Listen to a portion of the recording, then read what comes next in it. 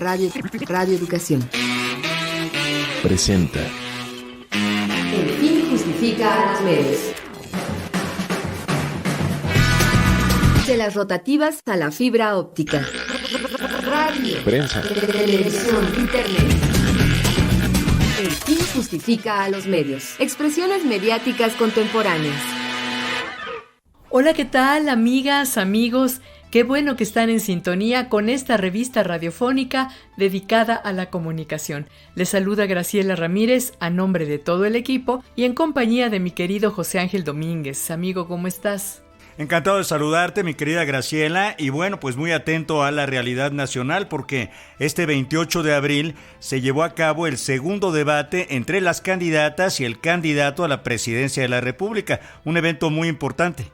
Por supuesto, el triunfo que, fue declarado en programas de postdebate para cada una de las candidatas o el candidato, pues va más allá de eso y en este programa lo vamos a analizar. ¿Cuál fue el ejercicio de debate que se hizo? Si este debate abre la puerta para que la ciudadanía conozca las propuestas reales de quienes aspiran a ocupar la silla presidencial, o se ha vuelto una vía para la confrontación, la descalificación, el terrorismo de imagen a nivel nacional. ¿Cómo ves? Sí, bueno, pues de todo esto vamos a conversar con dos especialistas, Felipe López Veneroni y Leonardo Figueiras, en torno al formato, a la duración, a todos los detalles del debate presidencial, estos debates que ha organizado el Instituto Nacional Electoral. Y también, como cada programa, vamos a tener nuestro resumen de las noticias de comunicación más importantes de la semana. Le invitamos a quedarse y participar aquí en El Fin Justifica a los Medios.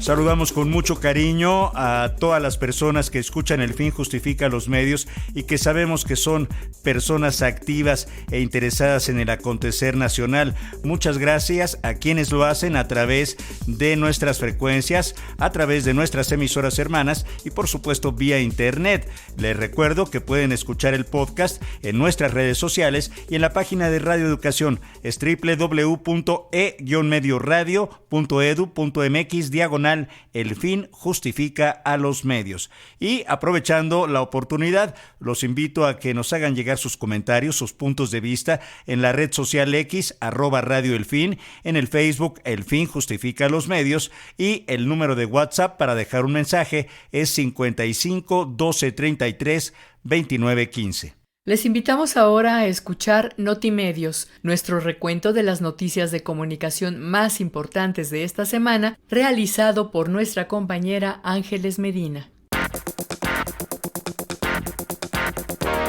Notimedios.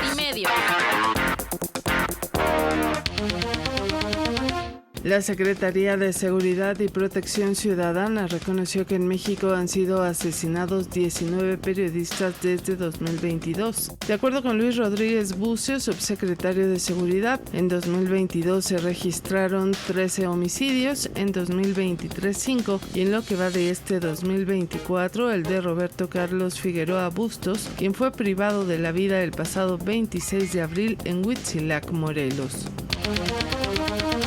En Morelos, un grupo de periodistas calificaron de cobarde al secretario de Gobierno en funciones, Samuel Sotelo, por negarse a recibirlos para abordar el asesinato del comunicador Roberto Carlos Figueroa Bustos. Esto luego de que les fuera impedido el acceso al Palacio de Gobierno. Los periodistas exigen que el Estado garantice la seguridad del gremio. Familiares de periodistas asesinados en Veracruz presentaron el colectivo Ave Fénix a fin de brindar acompañamiento psicológico y emocional a las familias que viven o han vivido de cerca la violencia contra los medios de comunicación. Alejandra Cobos Ordaz, hija de la periodista asesinada Yolanda Ordaz, dijo que este colectivo construye una red de apoyo entre los seres queridos de las y los comunicadores asesinados y desaparecidos en el país. La organización Perteneces presentó una guía para la defensa legal de las y los periodistas en México. La guía es un recurso informativo para quienes enfrentan desafíos legales en el ejercicio de su labor periodística, resaltando los derechos y las obligaciones de las y los comunicadores, un conocimiento clave para reducir el riesgo de ser objeto de acoso y hostigamiento judicial.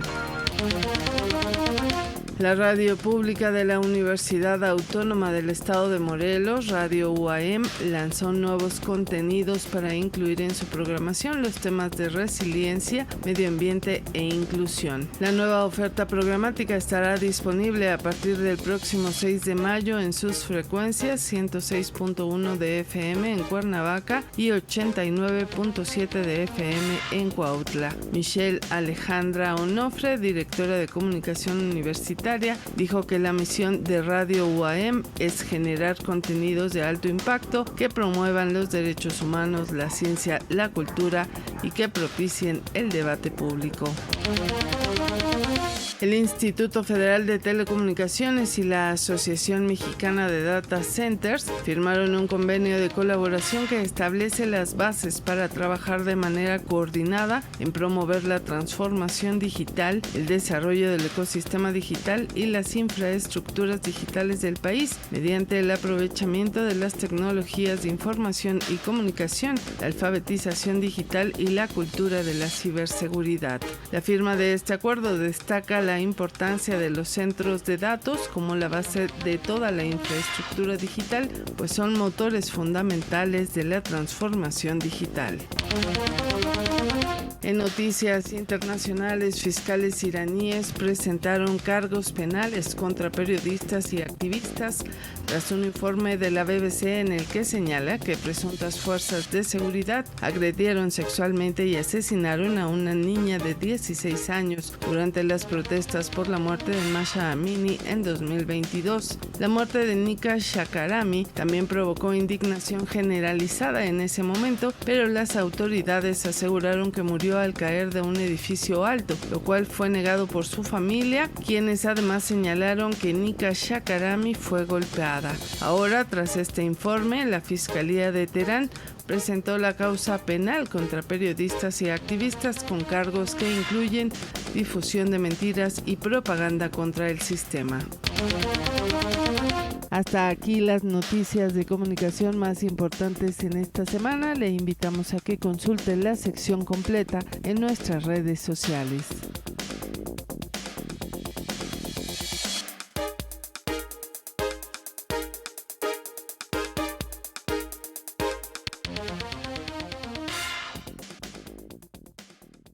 Le reiteramos la invitación a consultar Notimedios en nuestras redes sociales y agradecemos muchísimo los comentarios, los puntos de vista, las críticas de las personas que se toman el tiempo en conectarnos a través de la red social X en @Radio El Fin, en Facebook en El Fin Justifica los Medios y en el número de WhatsApp 55 12 33 29 15.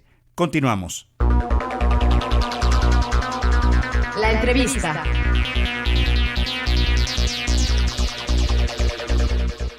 Análisis del segundo debate presidencial.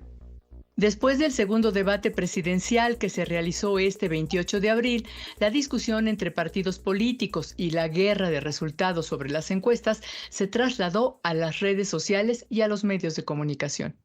Pues sí, algunos especialistas han coincidido en que este segundo debate fue mejor que el primero, pero ¿qué o quién define quién gana el debate? Nos preguntamos. Los memes, las críticas, las burlas, las descalificaciones, la confrontación, de repente dejan poco espacio para las propuestas.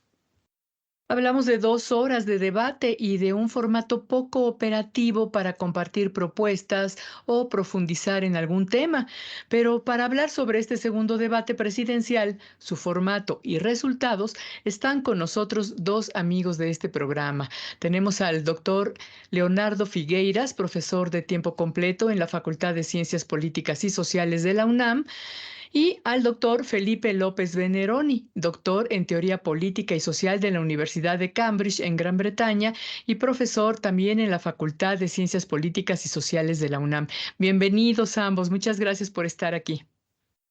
Muchas gracias, compañeros, al auditorio, un auditorio docto, Radio Educación, la radio del tercer mundo, y un gusto y un placer en este banquete que tendremos con el doctor Felipe López Veneroni. Igualmente, muchísimos saludos a todo el auditorio y muchas gracias por la invitación y un gusto compartir micrófonos con Leonardo Figueiras. Pues muchísimas gracias a ambos. Me recordó ahorita Leonardo Figueiras al utilizar esa figura del tercer mundo, de aquellos años 70 y 80 del siglo pasado, tan lejanos que parecen ahora, en donde los debates presidenciales pues no existían, por supuesto. Pero ¿qué les parece, estimados amigos, si hablamos de este segundo debate presidencial, que ahora sí hay, de su formato, de las posibilidades que aporta para la realización de un verdadero intercambio de ideas? ¿Les parece que esta figura de debate presidencial es viable todavía en esta realidad tecnológica en la que vivimos, o queda solo tal vez en un despilfarro de dinero que pues no llega a donde debería llegar? Felipe López Veneroni, ¿quisieras empezar? Muchas gracias. Mira, de entrada yo te diría que el formato es infame. Infame porque le dan más tiempo incluso a los presentadores para hacer las preguntas y hacer los comentarios y las reglas que tiempo a los candidatos para contestar, además, temas muy complicados. Esto de darles un minuto me parece realmente muy pobre. Y luego esa famosa bolsa de tiempo, que en realidad debería ser el espacio que deberían de tener para presentar propuestas, pues la verdad la aprovechan, y lo vimos ahora, más para descalificar a los contrincantes que para realmente informar a la ciudadanía sobre qué planean, qué plantean, hacia dónde van. Leonardo, ¿qué opinas, Leonardo Figueiras? Bueno, voy a llevar esta discusión, mi estimado José Ángel Domínguez, ¿sirven los debates a la democracia? Y entonces, evidentemente, sí, vivimos en una democracia burguesa representativa. ¿Es bueno tener debates? Sí, porque como en un principio lo comentábamos contigo, José Ángel, y con Graciela, no existían estos debates. Es como cuando las encuestas, yo me acuerdo cuando vinieron los de Waypor, que es una asociación mundial de investigación de estudios demoscópicos, no tenía caso hacerlos en México porque siempre ganaba el partido oficial. Y entonces uno dice, bueno, hasta que no hubo los cambios y las transformaciones a base de los reclamos sociales, movimientos políticos y sociales, alcanzamos la posibilidad de esos debates. Estoy de acuerdo, Felipe López Veneroni, que es infame esta normatividad y producción, ustedes que son especialistas, José Ángel Domínguez, Graciela Ramírez, que son especialistas en esto, sí, absolutamente es infame. Les voy a dar un dato nada más para no monopolizar la palabra. Les pregunté a los estudiantes, 50 estudiantes, muchachos, ¿les ayudó este debate? Y dicen, bueno, la verdad es que no cambió mi punto de vista y mi preferencia electoral. No me gusta porque no hay la posibilidad de escuchar verdaderamente propuestas y a final de cuentas es incómodo porque solamente escuchamos confrontaciones que en realidad es propaganda. Y luego, si quieren, entramos a lo de los partidos y otros datos. Bueno, parece ser que el INE ha tratado de afinar un poco estos debates en cuanto a su metodología, dejando pues de alguna manera poco espacio para que los periodistas que conducen tengan pues manga ancha para preguntar, para conducir propiamente el debate.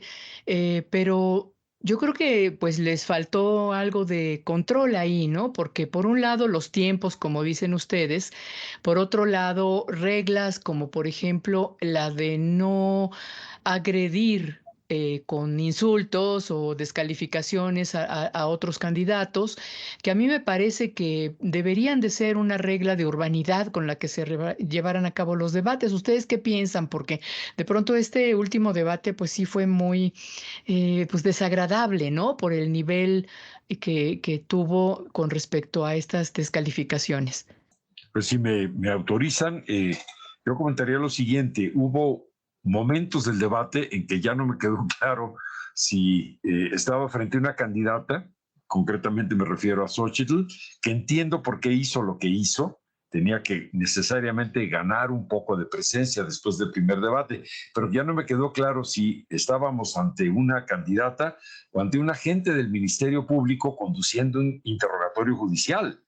Es decir, ya realmente no sabía uno de qué estábamos hablando, si eran acusaciones penales, incluso un poco responsables. Eso de la narcocandidata me pareció excesivo, y no alcanzó ella quizá a realmente lograr lo que quería, que era reposicionarse como un agente político con cierta presencia, y acabó, desde mi punto de vista, siendo una especie como de agente que estaba cuestionando la posibilidad de que otra candidata fuera también candidata de la República, a la presidencia de la República. Sí, en ese sentido, bueno, los asesores de la candidata de esta coalición, la señora Xóchitl Gálvez, le indicaron, por supuesto, que duro y a la cabeza, por decirlo coloquialmente, ¿no? Pensando que esa vieja manera de hacer política con la descalificación y tal podría ganar puntos que evidentemente o a lo largo de todo este proceso ha ido perdiendo. Esa es una, digamos, estrategia que pues pertenece al pasado, Leonardo, ¿o tú qué crees? O sea, ¿funciona todavía? ¿Puede funcionar? Bueno, desde mi punto de vista, estas campañas no inician formalmente y legalmente como debiese ser, lo establece la ley electoral, en noviembre. El 20 de noviembre debían de iniciar las precampañas y las campañas. Realmente, los que estudiamos la comunicación política, sabemos perfectamente bien que desde el primer día que entra a gobernar quien ganó la presidencia, se dedica, sí, a tratar de resolver a lo que se comprometió, 100 propuestas, 100 acuerdos, compromisos, pero también está haciendo ya campaña y propaganda para cuando termine a los 6 años, en este caso 5 años, 10 meses. Entonces, ya empezó la campaña. En consecuencia, quien inició esta campaña desde el 1 de diciembre del 2018 es Morena. Hay que decirlo de esa manera. Y la realidad es que durante 2 años, la oposición de derechas, PRI-PAN, no hicieron nada, estaban impactados porque fue tremenda la votación, 30 millones de votos en el 2018. Yo voté por Andrés Manuel, hicimos un desplegado, los activistas de 1968, a mí me correspondió participar en la elaboración del documento y llamamos a votar por él 30 millones. Pero ¿qué creen? El padrón era de 89 millones y resulta que votaron 56 millones. Quiere decir que hubo una altísima cantidad de quienes no fueron a votar. Y ahorita les voy a dar los datos de esta elección dentro de 31 días que se llevará a cabo, más o menos lo que va a pasar, porque ustedes hablan también de gastos, etcétera, etcétera. Yo tengo muchas cosas que decir, pero prefiero que ustedes intervengan y enriquezcan este diálogo. Bueno, en cuanto a los temas que se han estado dividiendo por debates, los que tocaron en esta ocasión, ¿ustedes consideran que realmente hubo claridad, hubo tiempo para poder exponerlos? ¿O estamos hablando de que esto solamente está reforzando el voto de quienes ya lo tienen decidido, pero que no está aportando elementos para los indecisos? ¿Ustedes cómo lo ven, Felipe? Mira, creo que sí hubo la posibilidad de presentar algunas ideas interesantes. Lo tengo que decir, Jorge Maínez, presentó algunas ideas que me parecen atractivas, igual que Chertoriski cuando participó en el debate por la Ciudad de México, pero en general es un formato que no da oportunidad para realmente exponer con claridad y con precisión los diferentes puntos de vista o los diferentes argumentos en función de algo, ¿no? En última instancia, creo que el debate, y aquí te voy a dar un poco la razón, Graciela, permitió, por ejemplo, en el caso de Xochitl, asegurar con cartuchos ya muy quemados, es decir, cosas que ya sabíamos desde hace mucho, argumentos de los que ya estaban convencidos quienes sabemos están en contra de la 4T. Y también le dio chance a Claudia Sheinbaum de actuar en función de una lógica muy parecida a la de López Obrador en el 2018. No sé si recuerdan que era la lógica de no me engancho. Me dicen, me acusan, me critican, pero simplemente no me engancho. En ningún momento Claudia volvió a ver a sus contrincantes, en ningún momento Claudia volvió a, de alguna manera, a tratar de entablar un diálogo con Xochitl o con Jorge Maínez, y a su vez el que de alguna manera aprovechó mejor las oportunidades fue precisamente el candidato del Movimiento Ciudadano. Tanto Claudia como Xochitl se mantuvieron en lo suyo, que es anularse mutuamente, ¿no? Ahora vamos a ver, y en esto le doy la razón a Leonardo, cómo va a afectar esto eventualmente en el proceso electoral, porque el abstencionismo sigue siendo alto. Ahora bien, en una democracia formal, pues bueno, gana quien tiene más votos, y hasta ahorita quien ha estado mejor posicionada en las encuestas es Claudia. Ya lo veremos el 2 de junio. Claro, y en ese sentido, una candidata que lleva muchos puntos de ventaja a la otra puede de alguna manera hasta salir más confiada que sus adversarios, que tienen la obligación de remontar. Y esto también tiene que ver con las estrategias de los partidos, con las estrategias políticas de cada coalición. Hablabas ahora que traías a cuento a Maínez, el candidato del Movimiento Ciudadano, pues parece ser que está de plácemes porque ha remontado, ¿no?, puntos que pues se veían lejos para él. Ha aprovechado, digamos, esta circunstancia y presentado algunas propuestas interesantes que han resonado en algunos sectores, mientras estas dos otras políticas importantes de las corrientes políticas más importantes y poderosas están enfrascadas en ese juego de descalificaciones que además nos cuesta mucho dinero, costos. Hablabas de costos, Leonardo Figueiras, también. Sí. Bueno, si habría que quitarle dinero, son esa estratosférica cantidad de 5,000 millones de pesos para los partidos políticos. Bien, a ver, sí voy a dar este dato, si ustedes me lo permiten. Yo sumé, puede haber discusión si es uno o dos más o dos menos, son de Alianza Va por México, que son las derechas. Ellos, la señora Xochitl, hizo 12 propuestas. En el caso de Sigamos Haciendo Historia, ya le quitaron y Vamos por la Victoria, así decíamos nosotros, fueron 17 propuestas. En el caso aquí, por eso la observación de Felipe López Veneroni, parecía que hubo más propuestas, sí, 19 propuestas, fíjense bien, 12 para el PRIAN, 17 Morena y 19 para Movimiento Ciudadano. Ahora, esa es una primera visión. Después, ¿cuáles son esas propuestas? Algunas coinciden en los tres y otras obviamente que no coinciden. Entonces, desde ese punto de vista, nosotros lo que observamos es que mucho del tiempo que tuvo que invertir la señora Xochitl Gálvez fue porque hay una diferencia muy alta.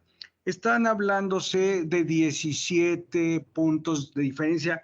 Hablo yo en general, si hacemos una media, acuérdense que nos enseñaban al auditorio de Radio Educación, recordarles, nos enseñaron la campana del sombrero de Napoleón, ¿no? Que era la media.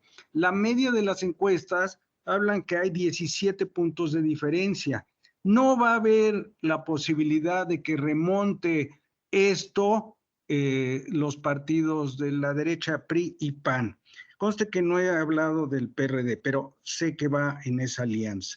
Entonces, lo que estuvo obligada ella es hacer un discurso erístico de confrontación, de descalificación, y esto la llevó entonces a perder la posibilidad de hacer propuestas. Por eso la gente reclama, oigan, ¿dónde están las propuestas? Sí, efectivamente, este joven Álvarez tuvo 19 propuestas, o sea, tuvo más propuestas.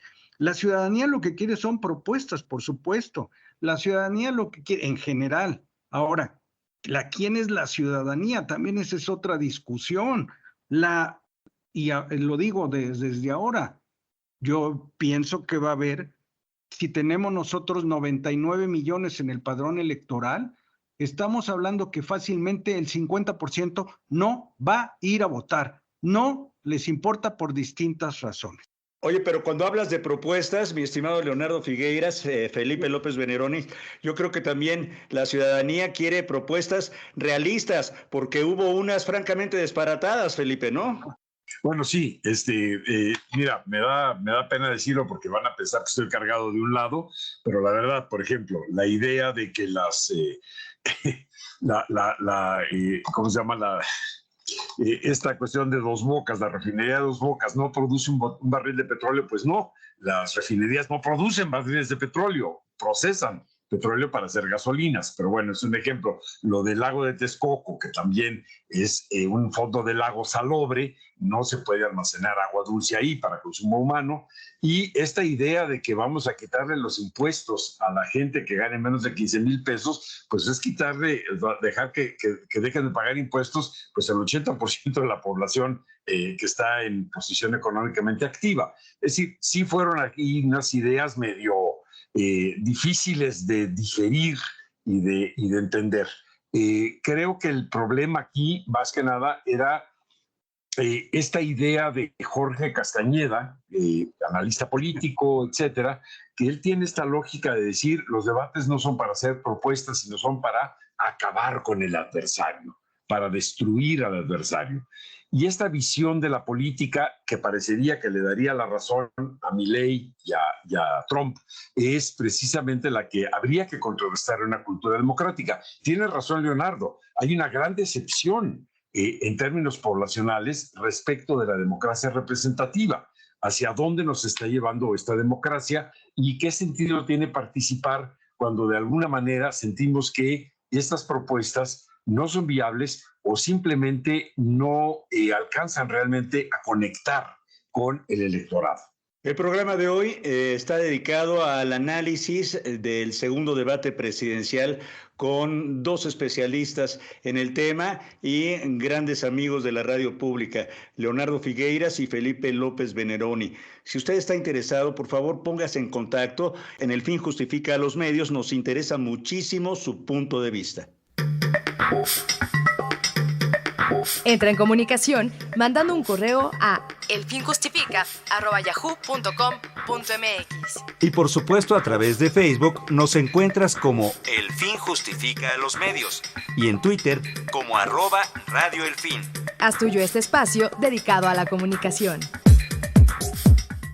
La conversación en esta emisión del Fin Justifica a los Medios va en torno al segundo debate presidencial, a las propuestas, a las descalificaciones, a lo que vimos millones de ciudadanos y ciudadanas en este ejercicio que pretende acercarnos a la democracia y que todavía, mi querida Graciela, pues tiene muchos asegúnes, como decimos en México. Así es, José Ángel. Bueno, quienes nos escuchan seguramente vieron o escucharon estos debates y tendrán su propia opinión. Les pedimos que nos la compartan, ¿verdad? Que nos digan cuál es la propuesta que tendrían para pues estos debates, ¿cómo deberían de hacerse?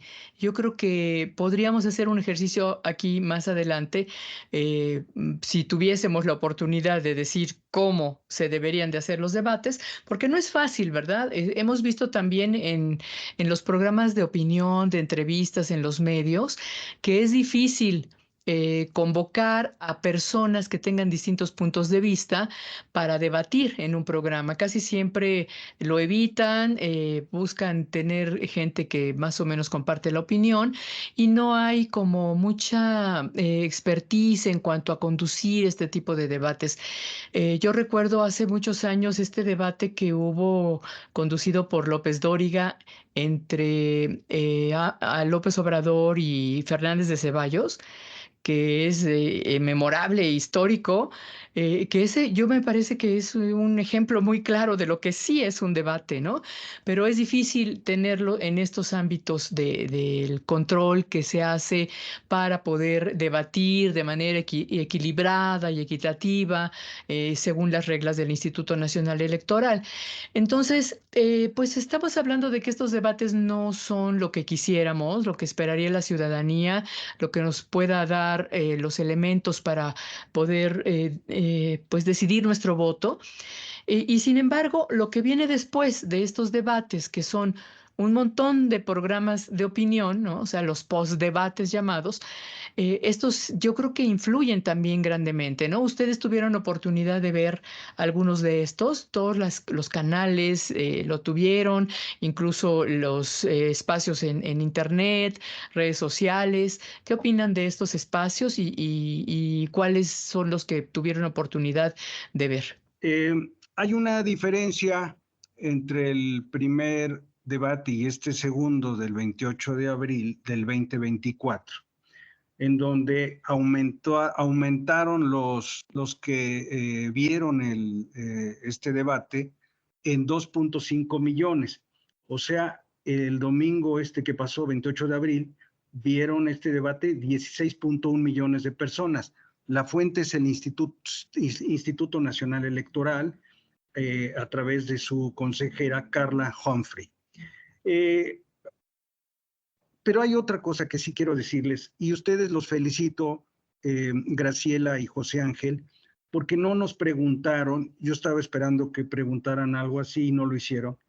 ¿Quién ganó el debate? Estos debates no se ganan, y voy a explicar por qué.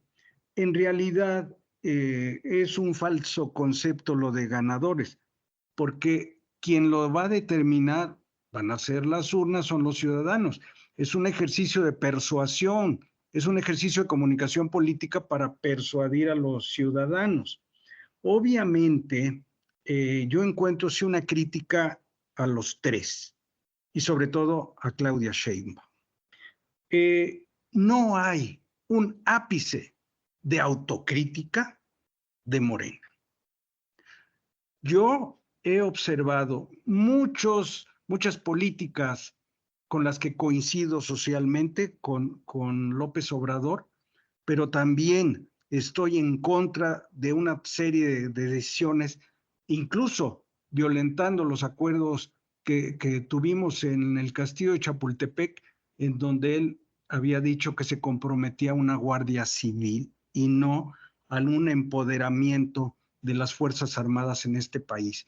Este es un asunto muy importante, ya que estamos hablando de democracia, y entonces que no existe una explicación y una autocrítica. Probablemente tenga información y que no la da a conocer el presidente de este país, pero yo discrepo del empoderamiento de los militares que lo está llevando a cabo el señor presidente y Morena.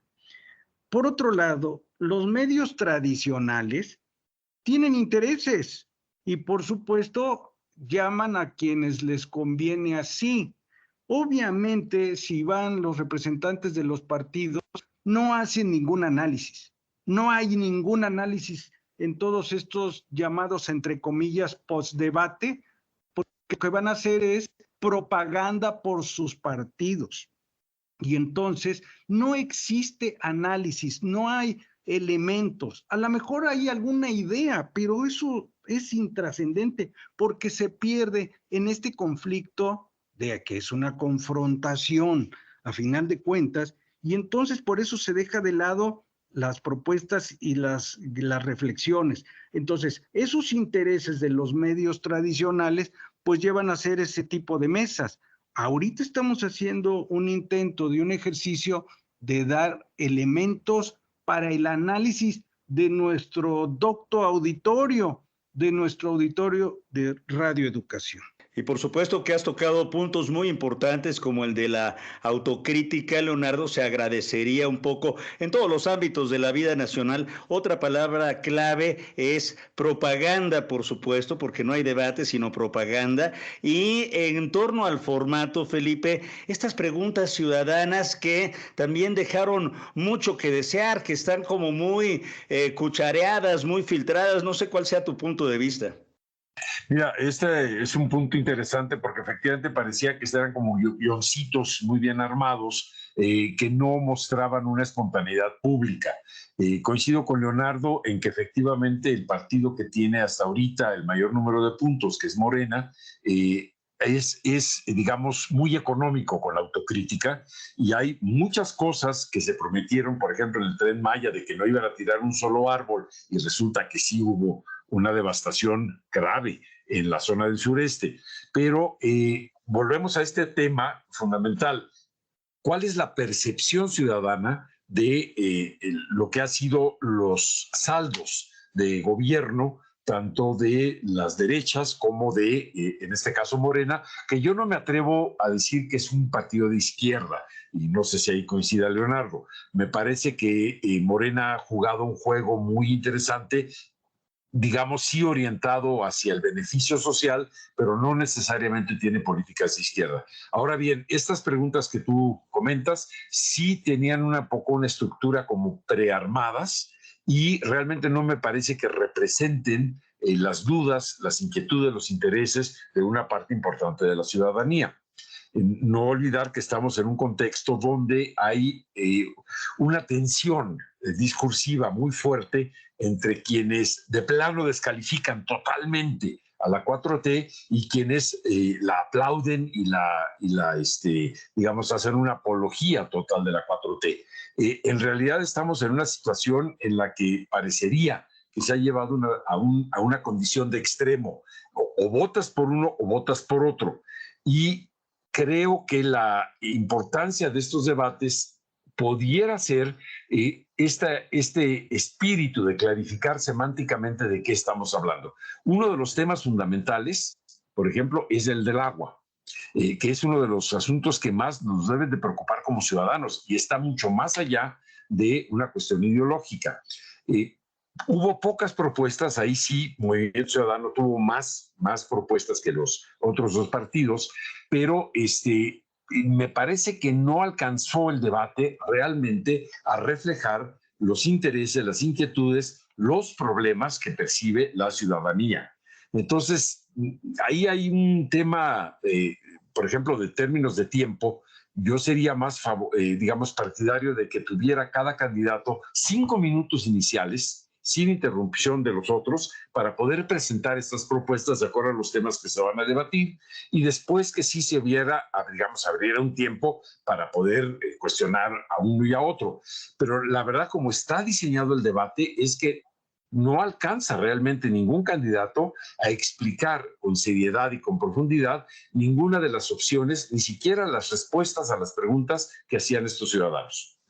Sí, definitivamente, y faltó profundizar en muchos de los problemas. Actualmente el del agua creo que es uno de los que más están preocupando a la población de todo el país y de la Ciudad de México, por supuesto, pero se quedaron como muy en la superficie, ¿no? Porque creo que más allá de lo que propusieron o dijeron, pues habría que buscar también que las propias empresas no estén produciendo sus productos con tanta basura, ¿no? O sea, empaques, botellas de plástico, cartón, todo esto que se viene agrupando y que por más de que se hable de reciclar, pues no se alcanza a reciclar todo lo que se puede cuando las empresas siguen produciendo tal cantidad de materiales de desecho que vienen haciendo grande la contaminación, ¿no? Pero no hubo oportunidad de profundizar nuevamente por el tema del tiempo. Pero Felipe López Veneroni, que es especialista en este tema de los contenidos, de cómo la gente pues interpreta estos mensajes, ¿qué dirías con respecto a cuáles son los temas que quedaron en el imaginario popular entre el debate y el posdebate? Porque efectivamente los programas de posdebate se centraron en el tema de pues ponerse a favor de una o de otra, que casi todos los que vi fueron a favor de Xochitl, al menos en la televisión, pero que no se trata de ver quién ganó, sino de profundizar en las propuestas y en a dónde iría el país con una u otra candidata en la presidencia, ¿no? Entonces, te preguntaría cuáles son los temas que crees que quedaron claros en la población. Mira, es un comentario muy importante porque creo que hay dos cuestiones que tenemos que ver aquí. Una es una cuestión de forma y otra es una cuestión de fondo. En materia de forma, coincido contigo, hubo entre los analistas de los postdebates una idea de que al mostrarse más agresiva, más proactiva, más entrona, Xochitl, digamos, tuvo la delantera, la ventaja. Aunque las encuestas que salieron inmediatamente después del debate no reflejan eso. Salvo una que es Massive Caller, que siempre ha estado, digamos, dándole la ventaja a Xochitl, ¿no? Pero el problema es eso que dices, el fondo. Y ahí creo que quedaron tres cosas muy importantes que nos quedaron a deber como ciudadanos. Uno es el problema de la inseguridad. Y ahí estoy de acuerdo con Leonardo. Había habido una propuesta para hacer una Guardia Nacional de carácter civil que finalmente acabó siendo militar. Hay el problema de la infraestructura y la atención a los problemas hídricos, que de eso dependen muchísimas cosas. Por ejemplo, me pareció muy interesante que fuera Maynes y no Claudia quien dijera que las grandes refresqueras son las que se llevan el más alto porcentaje de concesiones de agua. Y curiosamente los refrescos son lo que nos hace más daño. México es un país obeso en buena medida por el consumo abismal de bebidas gaseosas con azúcar. Y son quienes se llevan la mayor cantidad de agua. Y tercero, me parece que nunca quedó claro, finalmente, todas estas grandes propuestas de vamos a mejorar las pensiones, vamos a mejorar los salarios, etcétera, pero ¿de dónde va a salir esto? Si de alguna u otra manera estamos, digamos, faltos de una reforma fiscal que realmente permite una redistribución de la riqueza mucho más justa. Pues sí, son temas que tendremos que seguir reflexionando, analizando. Por eso la invitación a estos dos especialistas. Y Leonardo Figueiras, bueno, tienes ahí varias propuestas y varias cosas que seguramente quisieras decir, pero viene un tercer debate. ¿Hay alguna expectativa particular? ¿Crees que cambien los formatos y las cosas? Los partidos quieren proteger, blindar a sus candidatos lo más posible, que no los toquen ni con el pétalo de un comentario. Bueno. Y otra cosa es que ha estado ausente, por ejemplo, los medios públicos de los debates, que yo creo que sería otra cuestión interesante que plantear. Estos candidatos deberían estar en los medios públicos también. ¿Qué opinas, Leonardo? Muchas gracias, José Ángel, por la pregunta. Quisiera dirigirme a nuestro auditorio de Radio Educación. Los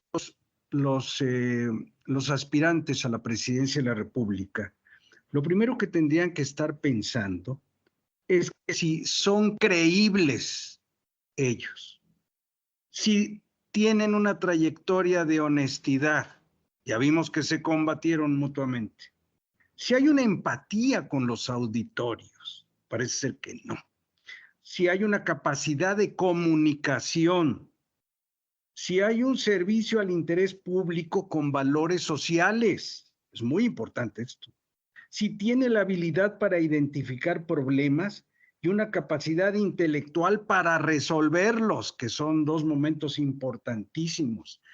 Por supuesto, la política es acuerdos y negociación, por lo tanto, debe haber una actitud negociadora. No la veo, más que por este muchacho Álvarez. Y finalmente, la inclinación a escuchar tampoco yo la veo. Y voy a decir lo siguiente para terminar con una provocación a nuestro auditorio. La verdad es que hay un desencanto por la partidocracia que hay, no solamente en México, en casi todas partes del mundo. Hay una crisis de representación y entonces esta partidocracia a veces nos dice, ¿y voy a ir a votar por quién? Yo puedo decirles, Carlos Simas es amigo mío, y yo puedo decirles, bueno, podría yo decir, pues me inclino por la compañera Claudia, pero honradamente las burocracias que están atrás son impresentables. No se diga la del PRI. Vamos a ir a votar, darle un voto a Xóchitl para que en el PRI llegue al Senado el señor Alejandro Moreno. Vamos a ir a darle un voto al PAN para que llegue a la Cámara de Diputados el presidente del PAN, Cortés. Vamos a ir a darle el voto a Morena para que llegue el impresentable del presidente de ese partido. Y no me hagan decir más nombres, pero para mí son impresentables. Pues viene el tercer debate, el 19 de mayo. ¿Cómo harían ustedes este debate si tuvieran la oportunidad? Te repito, creo que lo importante sería que en este tercer debate hicieran una síntesis propositiva de aquellos puntos centrales que pudieran identificar a partir de estudios, encuestas, etcétera, en la opinión pública. Y les daría yo más tiempo a los candidatos para hablar antes de empezar a agarrarse del chongo, de agarrarse del cabello, antes de que fuera máscara contra cabellera. Trataría de desoír lo más posible a alguien como Jorge Castañeda, que lo que está promoviendo es prácticamente una especie de confrontación pugilística entre los diferentes actores políticos. Y algo que dice Leonardo que me parece que es fundamental. La idea de comunicación política no es quién hace la mejor campaña. La idea de comunicación política es quién logra realmente, digamos, retomar las percepciones, las dudas y los cuestionamientos de quienes interpelan al poder, es decir, a los ciudadanos. Y si algo ha habido ausente en estos debates, aunque hayan armado este show de tomar de videos a 2 o 3 personas para que hagan alguna pregunta, es precisamente la ciudadanía. Es la que ha estado ausente. No hay un proceso de interpelación en estos discursos políticos. Entonces sería ideal, de alguna manera, recopilar estas dudas, estas quejas, estas sugerencias ciudadanas y de alguna manera incorporarlas, pero dándoles más tiempo a los candidatos para hablar de sus proyectos en vez de soltarlos al ring para que se agarren de la cabellera o de la máscara y se den sus entrones, ¿no? Creo que nos merecemos más como ciudadanos.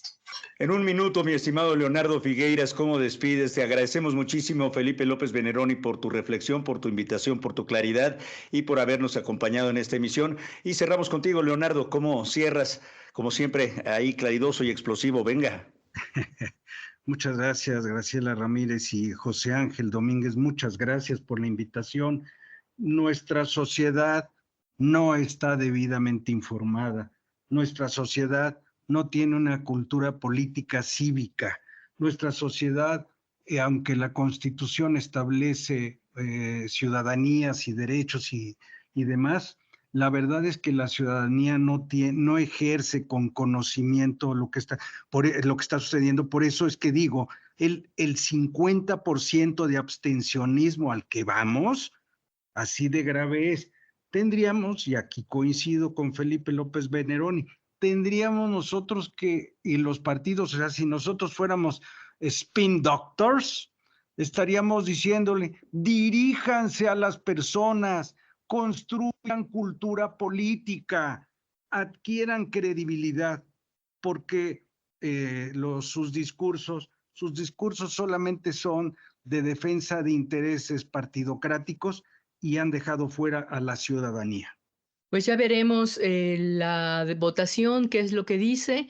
Estamos muy pendientes del tercer debate y por supuesto pues de todos los programas que se hacen en el Inter y después de porque estos pues también influyen y muchas veces más que los propios debates. Muchísimas gracias, Felipe López Veneroni, Leonardo Figueiras. Estaremos pendientes de sus opiniones más adelante. Muchas gracias por la invitación. Un saludo muy afectuoso al auditorio de Radio Educación, un auditorio crítico que me parece que sí se preocupa de las cosas. Un abrazo muy fuerte a Leonardo. Muchas gracias a José Ángel y a ti, Graciela.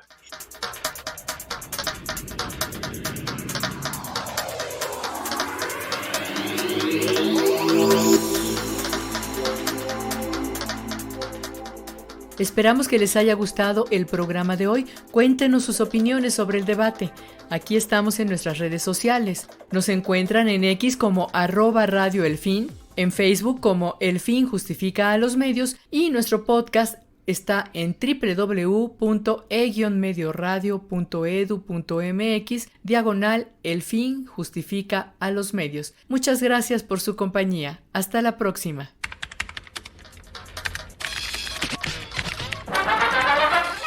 Radio Educación presentó El Fin Justifica a los Medios. Expresiones mediáticas contemporáneas. El Fin Justifica a los Medios. Trabajamos para usted Guillermo Lagarda, Alexia Cervantes, Edson de León, Ángeles Medina y José Ángel Domínguez en una producción de Graciela Ramírez para Radio Educación.